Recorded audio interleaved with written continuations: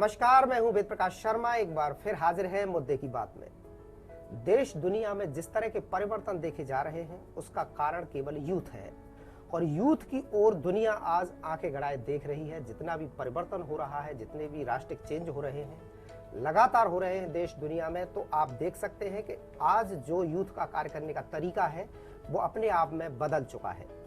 जहां तक लोग सीमित रहते थे इंजीनियरिंग, मेडिकल और तमाम ऐसी एजुकेशन को लेकर, लेकिन आज यूथ कुछ क्रिएशन करना चाहता है, नया इनोवेशन करना चाहता है।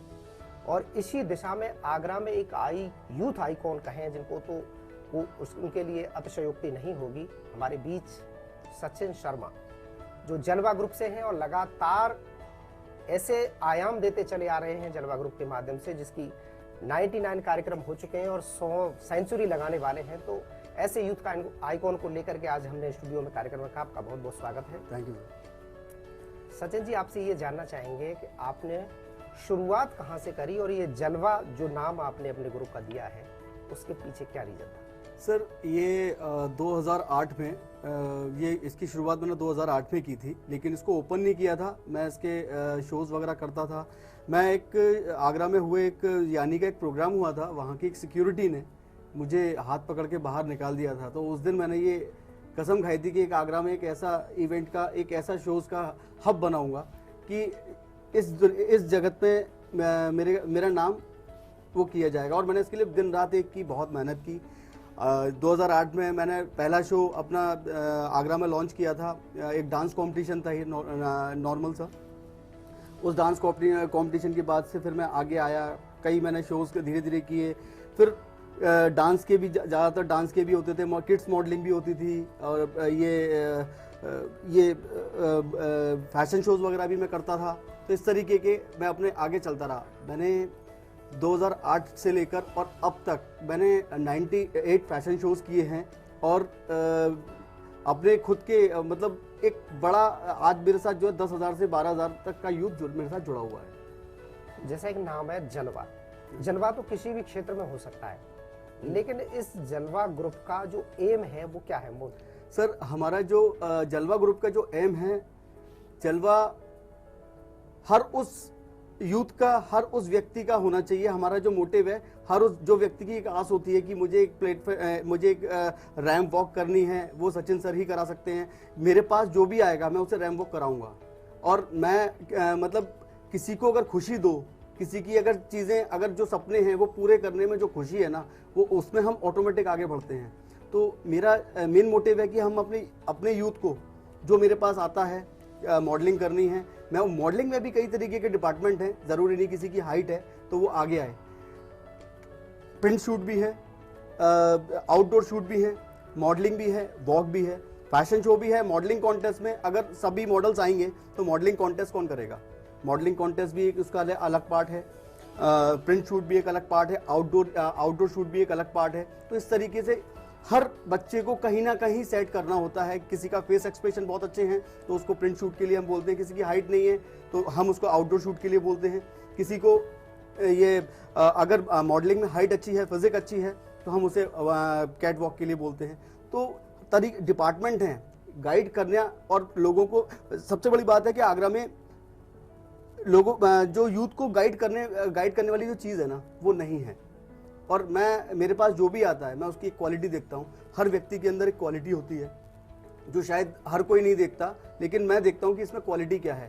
पहले मैं मना भी करता हूँ, फिर उसके फेस एक्सप्रेशन देखता हूँ क्या है, उसकी मायूसी वाला जो चेहरा है वो भी देखता हूँ, और जब मैं उसे हाँ बोलता हूँ तो वो मतलब उसकी खुशी भी देखता हूँ। तो इस तरीके से मैं पहले तो जानता हूँ कि इसको क्या करना है। बहुत से ऐसे भी आते हैं जो टाइम पास करने के लिए आते हैं, बहुत से ऐसे भी आते हैं जिन्हें कुछ लाइफ में कुछ करना है। लेकिन और वही व्यक्ति, वही लड़के लड़कियां, आज जलवा से आप देखेंगे लैक्मे फैशन वीक में 7 लड़के लड़कियां मेरे एट प्रेजेंट चल रहे हैं। जी टीवी, सोनी, इन सब चैनल्स पे मेरे एट प्रेजेंट अब मेरे स्टूडेंट चल रहे हैं। MTV रोडीज पे जोया को आप देखिए, वो भी मेरे इस पे चल रही है। मतलब मेरे जलवा से हर साल कोई ना कोई निकलता है। और आप सभी के मतलब सहयोग से आगरा में बहुत लोग ऐसे हैं जो मुझे बहुत बड़ा सपोर्ट करते हैं, जिनका बिग सपोर्ट है। मैं उन लोगों के आगरा का मार्केट इस तरीके का है कि बहुत से पेरेंट्स अपने बच्चों को इस इंडस्ट्री में नहीं आने देना चाहते, लेकिन उन्हें करना है, उनका अंदर से दिल है कि हम मॉडलिंग करें। लेकिन पेरेंट्स को ये गलतफहमी है कि मॉडलिंग इंडस्ट्री थोड़ा सा है, लेकिन ऐसा नहीं है, ऐसा नहीं है, बहुत अच्छा है। आप उनके साथ आइए, उनके साथ जाइए, वो बच्चों के एक बार बच्चों के दिल का करके देखिए, शायद वो उसमें सक्सेस हो जाए। ये है। तो जिस तरह इस प्रकार के कार्यक्रम आपने आयोजित किए लगातार किए, इसकी प्रेरणा कहाँ से मिली? खुद कभी इन चीज़ों में इन्वॉल्वेशन रहा आपका? सर मैं शुरू से, मैं आपको बताऊं, मैंने इन्वॉल्वेशन रहा, मैं हमेशा फेल होता था।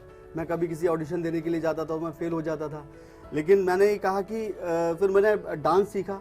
एक बेस्ट ऑर्गेनाइजर बनने के लिए प्रॉपर ऑलराउंडर होना बहुत ज़रूरी है। और मैं आपको इसमें मैंने पहले डांस सीखा, 1 साल तक डांस सीखा। फिर 1 साल के बाद फिर मैंने मॉडलिंग की देखा। मैंने मॉडलिंग में देखता था वॉक किस तरीके से होती है। फिर मैं मॉडलिंग में भी थोड़ा इंटरेस्ट था, लेकिन मॉडलिंग में मैं कभी सक्सेस नहीं हुआ और ना मुझे किसी ने चांस दिया। लेकिन मैंने कहा मैं लेकिन दूसरों को चांस दूंगा, और मैंने इस एम से मैं फिर आगे बढ़ गया। ये है। जैसा कहते हैं, काम करना और कराना दोनों ही अलग अलग मैटर है, लेकिन किसी प्रतिभा से काम लेना ये अपने आप में एक बड़ी बात है। तो जब हम मंच पे होते हैं और प्रतिभाओं से कैटवॉक कराना है या डांस कराना है या अन्य किसी तरह के कार्यक्रम है, किस तरह की परेशानियां या डिफिकल्टी वहां पर नजर आती हैं? क्या कुछ है? सबसे बड़ी इसमें ये परेशानी तो सिर्फ यही कहेंगे कि जो लोग बच्चों को, जो मेरे पास पार्टिसिपेंट आते हैं जिनके अंदर प्रतिभा है और वो किसी रीज़न से नहीं करते, जैसे पेरेंट्स का है, पेरेंट्स कभी कभी अलाउ नहीं करते, या डांस का है तो डांस के लिए उसके पास अच्छे कॉस्ट्यूम नहीं है, या आप अगर उसमें आओ, मम्मी मॉडलिंग के अंदर आओ तो कोई हस्बैंड अपनी मतलब वाइफ को नहीं इसमें आने देना चाहता। तो इस तरीके की उनके पेरेंट्स को मनाना, उनसे हाँ करवाना, उनको चीज़ों को लेकर, वही पेरेंट्स फिर बाद में जब बच्चा सक्सेस होता है, उसे होर्डिंग्स पर लगा देखा या किसी ब्रांड के रिप्रेजेंट करता है, तब वो उन्हें खुशी होती है। ये है। अगर आगरा के मार्केट के अलावा हट करके अगर मेट्रो सिटी की बात करें तो वहाँ पर इस तरह के कार्यक्रम आम बात है, लेकिन अभी आगरा का मार्केट इतना जोश में नहीं है, लोग इतना अभी जागरूक नहीं है। तो इतना ये सब करने के लिए कहीं ना कहीं तो लोगों को बहुत कुछ समझाना पड़ता होगा। बिल्कुल मुश्किलें आती होंगी। बहुत ज़्यादा सर, बहुत ज़्यादा मुश्किलें आती हैं। पहले उनको प्रोजेक्ट बताना पड़ता है। प्रोजेक्ट बताने के बाद फिर वो टाइम, सबसे बड़ी चीज़ है कि हम लोगों को टाइम नहीं दिया जाता। आगरा का मार्केट में हम अगर अपनी प्रोफाइल डालते हैं तो प्रोफाइल डालने के लिए कम से कम हमें 1 महीना चाहिए होता है, और उस 1 महीने के बीच में हमें उन लोगों से मिलना भी होता है। उन लोगों के कई बार तो ऐसा होता है कि हम उनसे नहीं मिल पाते, कई बार मायूसी होती है, लेकिन एक जुनून होता है कि करना है। फाइनेंशियली भी इसमें थोड़ा बजट भी लेना होता है, सारी चीज़ें करनी होती है। लड़के लड़कियों के कॉस्ट्यूम है, डिज़ाइनर्स हैं, मेकअप आर्टिस्ट हैं, एंड ये और भी है, कॉस्ट्यूम को भी हमें डिज़ाइन करना है किस तरीके के। तो ये सबको एक चीज़ इकट्ठे करने में हमें पूरे एक प्रोजेक्ट को 45 डेज लगते हैं, और उसको हम करते हैं।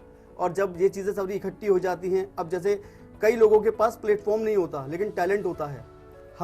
कई डिज़ाइनर्स आते हैं मेरे पास कि उन लोगों को देने के लिए पैसे नहीं है, लेकिन वो कॉस्ट्यूम अपना बनाएंगे, और वो मेरा सिर्फ इतना रहता है कि मैं उन्हें प्लेटफॉर्म दे देता हूँ। उनके कॉस्ट्यूम, उनके सीक्वेंस बनाई और मैंने मॉडल्स के द्वारा चलवा दी। वो ऑटोमेटिक वो एक ब्रांड बनेगा कि ये कलेक्शन था कहाँ का। तो वो कलेक्शन, वो डिज़ाइनर्स जब निकल के आते हैं कि वो डिज़ाइनर अब तक जिसने नहीं देखा था, उन डिज़ाइनर्स की कलेक्शन लोगों ने देखा, मीडिया के माध्यम से, आप लोगों के माध्यम से जब देखते हैं, उसी कलेक्शन की फिर खरीद फरोख्त होती है।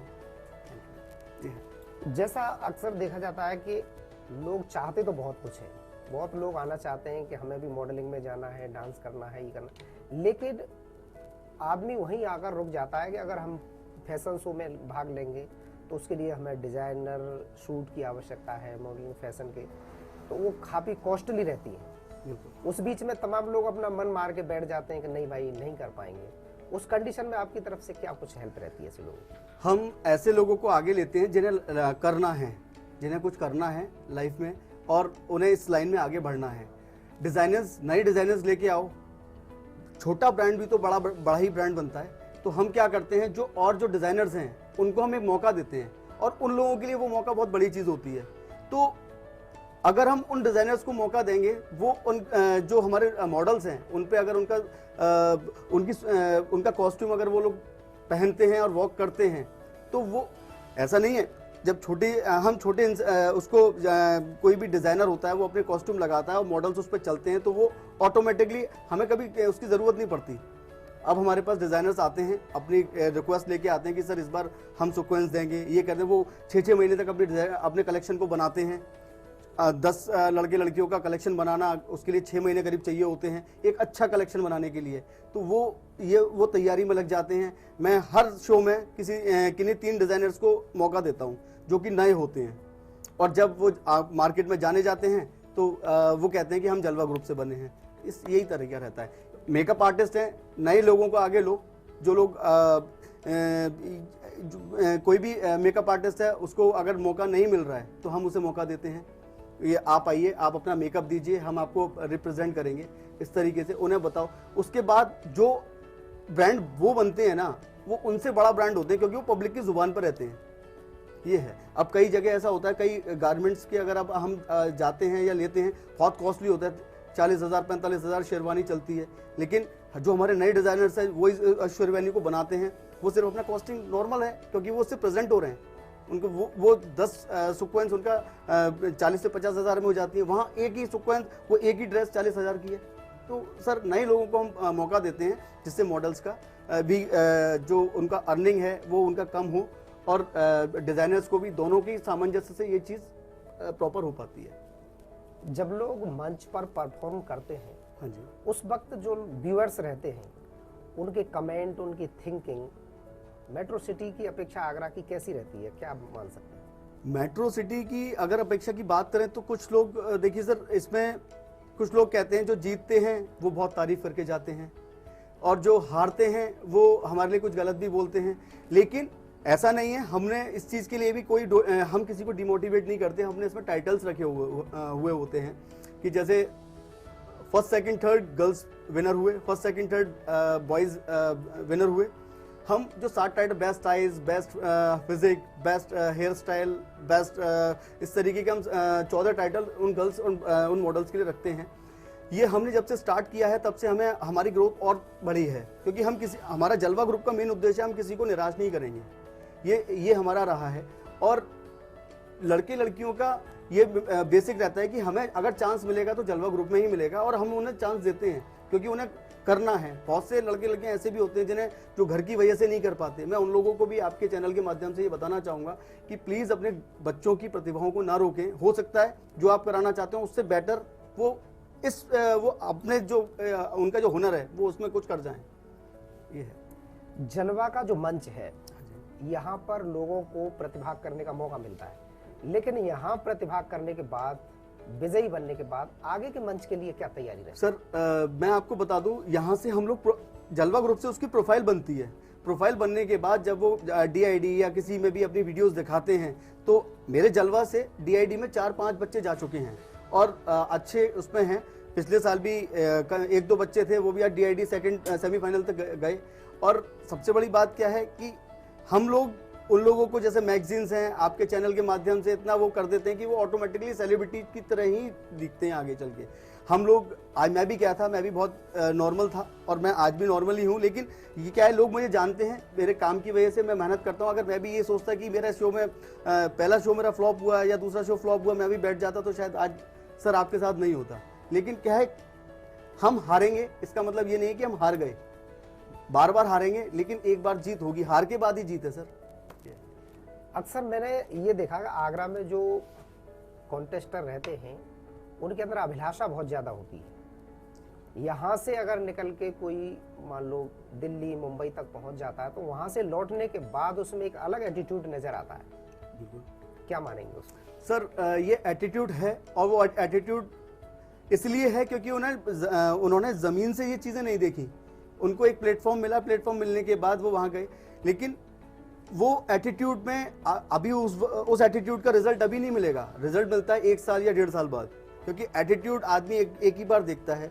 और एटीट्यूड में कई बार ऐसा भी हुआ है कि कई स्टूडेंट्स मेरे पास आए हैं, बहुत एटीट्यूड में आए हैं, लेकिन मैं उनसे वही सचिन शुभ शर्मा वही बात करता है जो आज से 10 साल पहले उनसे करता था।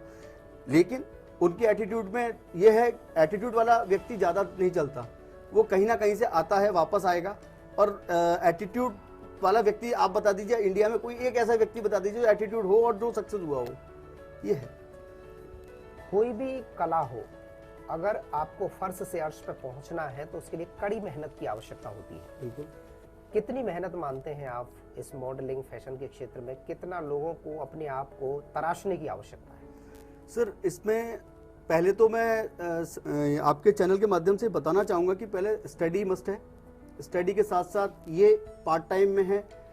लड़के लड़कियाँ शीशे के सामने बैठ के अपना बोलने का स्टाइल, इसमें मॉडलिंग में 5 पॉइंट होते हैं: face expression, walk, introduction, positive attitude and dressing sense. ये 5 चीज़ें, 5 पॉइंट पे अगर वर्क करते हैं तो एक बेस्ट मॉडल बनने का सपना पूरा होता है। यहाँ पर लड़के लड़कियाँ इन चीज़ों पे वर्क नहीं करते। लड़के लड़कियाँ वर्क करते हैं कि हमारे पास कॉस्ट्यूम इतने महंगे नहीं होंगे, हमारे पास ये आई कांटेक्ट पे वर्क नहीं करेंगे, अपना फेस एक्सप्रेशन पे वर्क नहीं करेंगे। उन लोगों को इस चीज़ पे वर्क करना चाहिए। और मॉडलिंग इसका टाइम पास नहीं, इसको आप अगर 1 घंटे का टाइम डेली लीजिए, मैं कहता हूँ आपका फेस एक्सप्रेशन ऑटोमेटिकली बहुत अच्छा आएगा। आप वॉक करिए, बहुत FTV पे शाम को 6 बजे बहुत अच्छा इंडियन कार्निवल आता है, आप उसका एपिसोड देखिए, वॉक की स्टाइल देखिए, अपना प्रोनाउंसिएशन, अपने बारे में बताना, अपने आप को प्रेजेंट करना, ये सारी चीज़ें होनी चाहिए। ये है। अगर कोई इसमें अपना फ्यूचर बनाना चाहता है या शौकिया तौर पे इसमें आना चाहता है, तो दोनों में क्या फर्क है? सर, शौकिया तौर वाला कभी दिल से मेहनत नहीं करेगा। वो कहेगा कि मैं कैमरे के सामने हूँ, बस मेरे लिए यही बहुत है। अब वो उसी कैमरे के बार बार रिकॉर्डिंग अपने FB पे डालना, ये करना, वो करना, वो उसी में रहेगा। लेकिन जिसे अपना कैरियर बनाना है, वो मॉडलिंग के लिए वॉक करना सीखता रहेगा, अपने लोगों से, जितने लोगों से मिलेगा, उन लोगों से, उस इंडस्ट्री के जितने लोगों से मिलेगा, उनसे कुछ ना कुछ सीखे, टिप्स लेगा, कुछ ना कुछ पूछता रहेगा आपसे। और आगे चल के फैशन इंडस्ट्री में इतने बड़े बड़े ब्रांड्स हैं, वो अपना एक वॉक करने के 10-10, 20-20, 25-25 हज़ार रुपये देते हैं। तो सर, इसमें ऐसा नहीं है, बहुत अच्छा स्कोप है। अगर हमारे आगरा के यूथ को मैं यही बोलना चाहूँगा कि अगर वो इस पर ध्यान दें तो शायद बहुत आगे तक जा सकते हैं, और क्योंकि आगे आने वाले समय अब इसी का है। Thank you. अभी आगरा में कितना वर्क करने की आवश्यकता है लोगों को इस क्षेत्र में लाने के लिए, और उन उपलब्धियों को हासिल करवाने के लिए कितने और वर्क की आवश्यकता है? सर, इसमें आगरा के लोगों को मैं बता दूं, बहुत वर्क करना है अभी, क्योंकि अभी उनको पूरा फैशन इंडस्ट्री के बारे में नहीं पता। जो देखते हैं उस पर वर्क करते हैं। मतलब आज ये है कि आगरा में अब हर दूसरे दिन एक इवेंट होता है, तो वो माहौल थोड़ा क्रिएट खराब करते हैं वो लोग।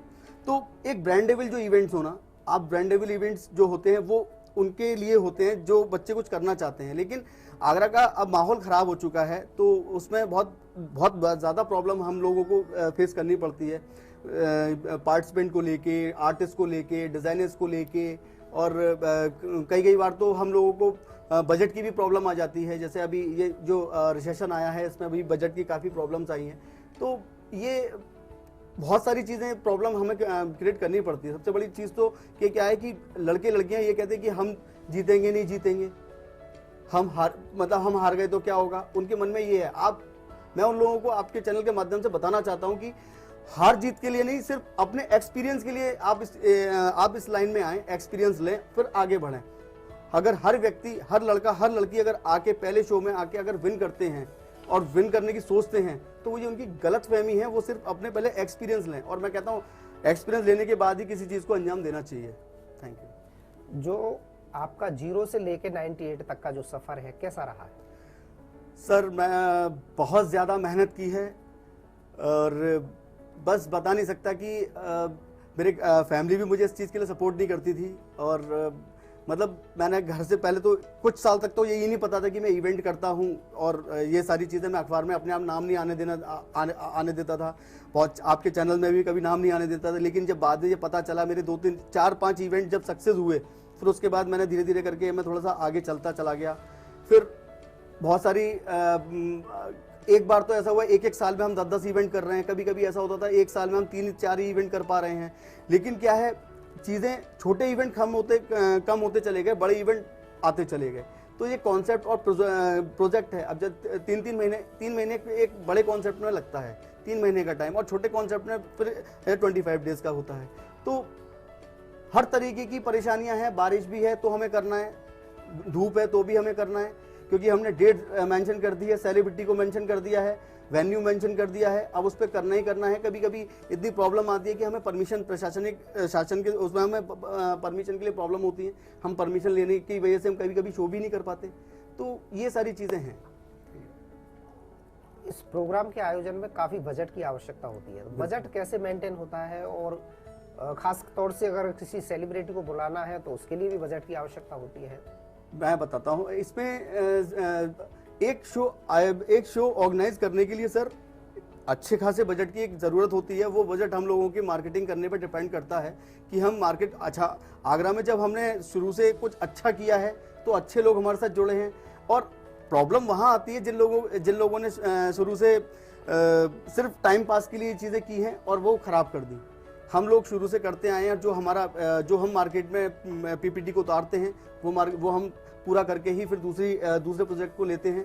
और ये जो हमारा विश्वास है वो लोगों में अच्छा खासा जगा हुआ है। हम कहीं भी अगर सहयोग के लिए कहीं भी स्पॉन्सरशिप के लिए डालते हैं तो हमें अच्छा रिस्पांस मिलता है। और आगरा ने हमें इस चीज़ के लिए बहुत ज़्यादा सपोर्ट किया है, जिसका मैं स्पेशली आपके चैनल के माध्यम से उनको थैंक्स बोलूँगा।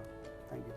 अगर आपको सपोर्ट की बात आई है तो ऐसे कुछ लोग जो आपके साथ कंधे से कंधा मिला के खड़े रहे हैं और लगातार आपका सपोर्ट करते हैं आगे बढ़ाने के लिए कि इस तरह का कार्यक्रम होते रहने चाहिए और लोगों को चांस मिलना चाहिए, ऐसे कुछ लोगों के नाम आप बता सकें? पहले तो मेरे डैडी हैं, जो मेरे पिताजी हैं, मैं उनका नाम लेना चाहूँगा। वो मुझसे एक ही बात बोलते थे कि तुम लाइफ में कुछ नहीं कर पाओगे। मैंने डैडी से यही कहता था, डैडी मैं करके दिखाऊंगा। और जब मैं करके दिखाने वाला था उससे पहले मेरे डैडी एक्सपायर हो गए। तो पहले तो नाम मैं उन्हीं का लूँगा, और फिर उसके बाद मेरे बड़े भैया हैं श्री आलोक सिंह जी, जो आरएस ग्रुप के जो डायरेक्टर हैं। और फिर उसके बाद मैं गौरव बंसल जी का थैंक्स बोलूँगा, हरिओम दीक्षित जी का मैं थैंक्स बोलूँगा, मैं ये रिंकेश अग्रवाल जी का थैंक्स बोलूँगा। ये लोग ऐसे थे, वैभव कक्कड़ जी का, अभिषेक अग्रवाल का, इन लोगों का मैं बिल्कुल थैंक्स बोलूँगा, क्योंकि ये लोग हमेशा मेरे साथ रहे और कभी इन्होंने मेरे को कभी आज तक निराश नहीं किया। और हमेशा हर चीज़ में मैंने कोई चीज़ कहा तो वो सबसे पहले सचिन भाई करना है, और वो मेरा बस मैंने मुंह से बोला वो चीज़ हुई। तो एक ये प्यार था और ये इस तरीके का विश्वास उन्होंने मेरे को बनाया। इसके लिए मैं सच बता रहा हूँ, मैं चाहता हूँ कि हर जन्म में मुझे ऐसे ही भाई मिले। Thank you. तो जिस तरह से आप लगातार सीढ़ी दर सीढ़ी अपने आप को स्टंट करते जा रहे हैं, लोगों को चांस देते जा रहे हैं, तो जो आपका आखिर जो बोल रहे हैं आप सेंचुरी होगी, वो किस तरह का कार्यक्रम रहेगा? क्या कुछ आपने भविष्य की योजना बना रखी है? सर सेंचुरी के कार्यक्रम के लिए अभी हमने कुछ प्लान नहीं किया है। फिलहाल हमारे अभी जो 99 प्रोजेक्ट है, क्योंकि सचिन तेंदुलकर भी 99 पे कई बार आउट हुआ है, तो आगे की प्लानिंग इसके बाद हम जब 99 पूरा हो जाएगा तब 100 की तैयारी में लगेंगे। भी एक मन में हाँ, मेरा बिल्कुल मेरा एक एम है कि मैं एक बड़ा धार्मिक आयोजन करूंगा। और पहले तो मैं उन सभी का भगवान का आशीर्वाद लूंगा, आप बड़ों का आशीर्वाद लूंगा कि मैं इस पीढ़ी तक आया, और उस धार्मिक आयोजन के माध्यम से मैं आगरा में जो वरिष्ठ लोग हैं उन लोगों का सम्मान करूंगा, जिन लोगों की वजह से मैं यहाँ तक आया। मैं उन लोगों को कभी नहीं भूलता जो मेरे दुख में और सुख में मेरे साथ रहे। तो पहले मेरे लिए जश्न का माहौल सिर्फ वो लोग होंगे, ये है सर। तो आज जैसे यूथ लीग से हटकर कुछ काम कर रहा है, हाँ, नए इनोवेशन हो रहे हैं, कोई डांस में जा रहा है, कोई फैशन में जा रहा है, कोई एक्टिंग में जा रहा है, कुछ प्रोडक्शन भी कर रहे हैं, इस तरह के काम हो रहे हैं। तो आने वाले समय में अगर इन चीज़ों पर वर्कआउट किया जाए तो एक आगरा में इंडस्ट्री जिसको बोले इन चीज़ों की बनाई जाए तो कितनी संभावना है? बिल्कुल सर, देखिए अब ज़माना इसी चीज़ का है, और आगे आने वाले समय में इन प्रोडक्शन हाउस के अंदर जो रियल वर्क कर रहे हैं उनको हम लोग कभी मैं तो आपके चैनल के माध्यम से यही बोलना चाहूँगा कि उन लोगों को आगे लेके आएँ, उन लोगों को हाईलाइट कीजिए जो लोग रियल वर्क करते हैं और उनको किसी माध्यम से वो लोग नहीं आ पाते सामने, और वो बहुत से ऐसे छोटे शॉर्ट मूवीज़ बनाते हैं जो ऑस्कर तक जाती हैं। उन लोगों को हम मतलब हमारा यूथ नहीं जानता, लेकिन उनकी मूवी ऑस्कर तक जा रही है। 2 सेकंड की अभी एक मूवी थी जल करके जो अर्पित शुक्ला जी ने बनाई थी, वो ऑस्कर तक गई, तो ये आगरा के लिए बड़ा अचीवमेंट है। तो प्लीज़ मैं यही मैसेज देना चाहूँगा कि ऐसे प्रोडक्शन हाउस को भी आगे आना चाहिए और यूथ से अवगत कराना चाहिए, आगरा की पब्लिक से अवगत कराना चाहिए। ये है। जिस तरह से लड़के आराम से किसी भी कार्यक्रम में पार्टिसिपेट कर सकते हैं, वहीं आगरा का भी कल्चर ऐसा है कि जहां पर लड़कियों को थोड़ा सा बंदिश है अभी। बिल्कुल। तो इस दिशा में लोगों की सोच जगाने की बहुत आवश्यकता है। बिल्कुल। तो आगरा में इस सोच को जगाने के प्रति आपकी कैसी मुहिम है, क्या कुछ प्लानिंग है? मैं सिर्फ गर्ल्स के लिए एक मैसेज रखता हूं और मैं कहता हूं गर्ल्स को जब मेरे पास कोई आता है तो मैं ये सबसे पहला मेरा ये होता है कि अगर आपके रिलेटिव आपको रोकेंगे तो क्या आप रुक जाओगे? तो वो कहते हैं माता पिता की एक सिक्योरिटी वाली भावना रहती है। बिल्कुल बिल्कुल, हाँ। उनके माँ बाप, मैं पहले कभी भी किसी मॉडल से होता है तो मैं मॉडल्स के फादर मदर से मिलता हूँ, उनसे बात करता हूँ कि इसको क्या करना है, कैसे करना है, क्योंकि विदाउट पेरेंट्स मैं कभी किसी मॉडल्स को आगे नहीं लेता, क्योंकि एक सिक्योरिटी बहुत ज़रूरी है आज के ज़माने में। जिस तरीके के जो अब माहौल है, जिस तरीके का वो चल रहा है, उसमें सिक्योरिटी बहुत ज़रूरी है। पेरेंट्स से एक हमें वो मिल जाता है कि अब जे एक्चुअल इस इंडस्ट्री में आना चाहते हैं और करना चाहते हैं। माहौल की वजह से बहुत फ़र्क पड़ता है कि लड़कियां घर से नहीं निकलती और वो मॉडलिंग के लिए तो छोड़िए, वो डांसिंग के लिए भी नहीं भेजते। तो अब थोड़े से बदलाव आ रहे हैं, लोगों को हमने जागरूक किया है। आगरा में अगर 250 फैमिली की बात करो तो 100 फैमिलीज ऐसी निकल के आई हैं जो अपने बच्चों को इस इंडस्ट्री में कुछ कर गुजरना चाहती हैं। अक्सर देखा जाता है कि इन कार्यक्रमों के लिए हम एक सेलिब्रिटी को बुलाते हैं और उस पर अच्छा खासा बजट भी खर्च करते हैं। इसे कितना आप जायज मानते हैं? सर, मेरा अपना मानना है कि हम सेलिब्रिटी को बुलाते हैं, लेकिन सेलिब्रिटी के उनको हम सोशल कॉज पे बुलाते हैं। सोशल कॉज के साथ साथ हम क्या करते हैं, जो बच्चा सेलिब्रिटी के लिए मतलब सेलिब्रिटी आजकल क्या है, बच्चों की वो बन गया है, एक आइडल है कि सेलिब्रिटी आ रही है वहां पर कंपटीशन करना है। ऐसा नहीं है। लेकिन जलवा ग्रुप की एक अलग सोच रही है कि वो सेलिब्रिटी की बजाय सेलिब्रिटी को बुलाओ, बड़ा नहीं छोटा बुलाओ। लेकिन हम लोग क्या करते हैं, जो उनका बजट है और जो बचता है हम उसका कैश प्राइज देते हैं बच्चों को। बच्चा मेहनत करता है, सारी चीज़ें करता है, अपनी क्लासेस लेता है, हम उनको कैश प्राइज देते हैं। कैश प्राइज उनके लिए काम आता है, उनकी ज़रूरत की चीज़ है, वो गिफ्ट करते हैं। जैसे साइकिल है, बच्चों के लिए बहुत ज़रूरी होती है, मोबाइल फ़ोन है, वो ज़रूरी है, हम वो गिफ्ट करेंगे। इस तरीके से रहता है। सेलिब्रिटी पे हम इतना फोकस नहीं करते, क्योंकि हमारे साथ ऑलरेडी जलवा अपने आप में एक सेलिब्रिटी बन चुका है, तो सेलिब्रिटी की ज़रूरत होती है, लेकिन इतना नहीं। हम लोगों का कभी प्रॉब्लम नहीं है सेलिब्रिटी को लेके। आगरा से तमाम ऐसे यूथ हैं जो नेशनल और इंटरनेशनल लेवल पे अपना नाम कर रहे हैं, चाहे वो क्रिकेट का मामला हो या फैशन का हो या तमाम ऐसी चीज़ें हैं। तो उन लोगों को तमाम प्राइज भी मिले हैं, पुरस्कार उनके नाम हैं। आपका भी किसी यूथ आइकॉन के लिए चयन हुआ है, वो जानना चाहेंगे आपसे क्या कुछ? हाँ, मेरा राजस्थान पत्रिका एक पोर्टल है और उस पोर्टल ने मेरा बहुत अच्छा आर्टिकल निकाला था, तो मुझे एक वहाँ के लिए भी मुझे बुलाया गया था और मैं वहाँ गया भी। और दिल्ली में भी एक ये मिस्टर दिल्ली करके हुआ था, उसमें भी मुझे अवार्ड से नवाजा गया। तो कई जगह पे मुझे वो किया है, लेकिन मैं इस चीज़ से अभी आना नहीं चाहता, आगे इस चीज़ में नहीं आना चाहता मैं अभी। सिर्फ क्योंकि कहा जाता है कि जब सम्मान की जब चीज़ें आती हैं तो वो इंसान अपने वर्क से भटक जाता है। मैं सम्मान ना पाके मैं अभी वर्क करना चाहता हूँ, और कई जगह तो मैं कई जगह पे मैंने मना किया है कि अभी मैं इस लायक नहीं हूँ। मुझे अपने शोज़ करने हैं और मुझे अपने यूथ पे ध्यान देना है, उसकी सही गाइडेंस ज़रूरी है। कोई मेरे पास आता है, मुझसे पूछता है, मैं उसे बताता हूँ कि ऐसे करो ऐसे करो, लेकिन किसी को गलत गाइड नहीं करनी। और सही, अगर गलत नहीं बता सकते तो सही भी मत बताओ। मैं और लोगों को बताना चाहता हूँ आपके चैनल के माध्यम से, लेकिन मेरा मेन मोटिव रहता है कि यूथ को सही गाइडेंस मिले। Thank you. आगरा के अलावा भी कहीं आपने जलवा ग्रुप को लेकर के कई शोज किए हैं, आगरा में किए, बाहर भी कभी कोई प्लानिंग? मैंने सर इसको जलवा ग्रुप से नहीं, लेकिन पहले जब मैं करता था तो एक नॉर्मली अपने ही नाम से करता था, सचिन इवेंट्स करके मैं करता था। जब जलवा ग्रुप ने, मैंने चंडीगढ़ में बहुत शो किए हैं। चंडीगढ़ के अंदर मेरे करीबन 10 से 12 शो मैंने किए हैं और अच्छे लेवल पे किए हैं, जिसमें ये सेक्टर 7 में मैंने शोज़ अपने किए हैं। और मैं एक अच्छे अखबार में था, तो मैंने वहाँ पर उसका मुझे काफ़ी बड़ा सहयोग रहा। तो बिगर सपोर्ट के कभी किसी को कुछ नहीं मिल पाया। तो मुझे एक मीडिया का शुरू से एक बहुत बड़ा सपोर्ट मिला, आप लोगों का प्यार, आप लोगों का आशीर्वाद मुझे इसी तरीके से, और आगरा की मीडिया ने मुझे बहुत सपोर्ट किया।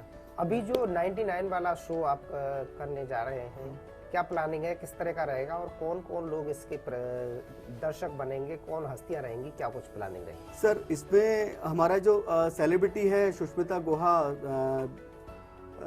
मिस यूनिवर्स टॉप फाइनलिस्ट 2012, ये रहेंगे। साना सिंह हैं, वो भी रहेंगे, जो मलयालम मूवीज़ की एक्ट्रेस हैं, और बहुत सारे मॉडल्स हैं जो, और इसमें अवार्ड, मेन अट्रैक्शन है अवार्ड शो है इसका। Best 5 NGO, best 5 social worker, best 5 event manager, best 5 choreographer, best 5 female anchor, best 5 ये मेल मॉडल, इस तरीके के हमने 8 कैटेगरीज को हमने इसमें अवार्ड देने के लिए बुलाया है, क्योंकि इवेंट इंडस्ट्री के लिए कभी कुछ है नहीं आगरा में, और इवेंट इंडस्ट्री के लिए मैं वर्क करना चाहता हूं। और क्योंकि हम लोग दूसरों की खुशियां तो देते हैं, लेकिन कभी अपनी खुशियों के लिए नहीं सोचते, तो मैंने उन इवेंट वालों के लिए ये, और सोशल वर्क करने वालों के लिए मैंने कि ये अवार्ड रखा है कि पूरे साल में आपने क्या क्या किया, क्या अचीवमेंट मिले, आपका जो हाइप थी वो कहाँ से कहाँ आई, वो सब करने के लिए एक अवार्ड शो की बहुत ज़रूरत थी आगरा को। वो मैं इसको ये अवार्ड शो का सीजन 3 है, और हम लोग पिछले 2 सालों से बहुत सक्सेस होते आए हैं, तो इस बार भी बहुत अच्छे से है। और इसकी जो यूथ है आगरा का, जो 10 से 12 हज़ार का यूथ जो जुड़ा हुआ है, वो सब हमारा उसमें तैयारी में लगा हुआ है, और हमारे सारे ऑडिशंस कंप्लीट हुए हैं। 7 सिटियों को लेके इसका कंपटीशन होता है, आगरा, मथुरा, फिरोजाबाद, एटा, अलीगढ़, और ये इस तरीके के वहाँ से ऑडिशन लेके हमने आगरा में इसका सेमीफाइनल किया। सेमीफाइनल में से हमने दैनिक भास्कर के बड़े पोर्टल पे ऑनलाइन वोटिंग कराई। उनके जो बच्चे ऑनलाइन वोटिंग में जो बच्चे विनर हुए हैं, हम उनको वहाँ पर उनको कैश प्राइज, उनकी गिफ्ट, उनके मोमेंटो, वो वहाँ से नवाजे जाएंगे। और इसमें स्पेशल जो अट्रैक्शन होगा ग्रुप का, स्टोन रॉक डांस ट्रूप, पूजा बिस्ट मैम इसका वो करेंगी, स्पेशल परफॉर्मेंस देंगी। और इसका ये श्री राधे फोक डांस का आपको मयूरी नृत्य कृष्ण भगवान का वो भी देखने को मिलेगा। इसमें अवार्ड भी देखने को मिलेंगे। फैशन शो का जो जलवा है, फैशन शो एक अलग आपको नए रूप में देखने को मिलेगा। हमने इस बार बॉयज़ पे वर्क किया है। अभी तक आगरा के अंदर बॉयज़ के लिए कलेक्शन नहीं था, लेकिन अब बॉयज़ के लिए भी कलेक्शन के लिए डिज़ाइनर्स आगे आ चुके हैं, तो वो बॉयज़ का एक अलग आपको इम्पैक्ट दिखेगा। पहली बार आगरा के अंदर बॉयज़ का कोई कलेक्शन तैयार हुआ है नया, और वो आपको सीक्वेंस में देखने को मिलेगा। इसकी कोरियोग्राफी कपिल आहूजा कर रहे हैं, और मैं दिल से थैंक्स बोलूँगा विनीत दुबे जी का और अनिल शर्मा जी का, जिन्होंने इस आयोजन में एक बड़ी महत्वपूर्ण भूमिका निभाई। और मनीष राय जी जो हमारी एक पहल एनजीओ है, उस एनजीओ से हम इस कार्यक्रम को करते हैं, और उस एनजीओ के मतलब उन बच्चों, नीडी बच्चों के लिए मैं आपके चैनल के माध्यम से बोलना चाहूँगा कि उस एनजीओ के लिए जहाँ पर 200 से 250 बच्चे हैं, जिनका रहना, खाना और पढ़ना, शिक्षा, वो सब हम लोग वो करते हैं। और बस मेरा आपके चैनल के माध्यम से यही कहना चाहिए कि आप भी एक पहल को सपोर्ट करें। Thank you sir. जिस तरह से आपने बताया कि तमाम ऐसे व्यक्तिगत रूप से सोशल वर्कर, कुछ ऐसे लोगों की सपोर्ट लगातार जलवा ग्रुप को रही है, कभी आपने शासन स्तर से मदद लेने की कोशिश की या कभी ऐसा हुआ? सर मैं आपको बताऊं, मेरा एक सपना है, और मैंने शासन स्तर के लिए तो मुझे करना है, क्योंकि मेरे फादर खुद गवर्नमेंट एम्प्लॉय हैं, और मैंने देखा है डैडी को, जब डैडी थे तो 365 दिन वर्किंग करते थे, तो उनके लिए कभी कुछ एंटरटेनमेंट के लिए है नहीं। ऊपर से पॉलिटिक्स का प्रेशर है, यहाँ से कई जगह से प्रेशर रहता है, फिर भी वो अपने वर्किंग करते हैं। कोई भी अगर मिस्टेक होती है तो उसमें से अधिकारी को ही सस्पेंड किया जाता है। तो मैं आने वाले भविष्य में मैं उस प्रशासन के लिए मैं एक इवेंट करना चाहता हूँ, और उनसे मुझे हमेशा मदद मिली है। मैं थैंक यू बोलूँगा डीएम सर का, और अभी तक जितने भी डीएम सर आए और जितने भी एडीएम सर आए, उन्होंने मुझे बहुत सपोर्ट किया। मैं थैंक यू बोलूँगा। Thank you. अब जो आने वाला शो है, उसमें कितने प्रतिभागी हैं जो पार्टिसिपेट करेंगे?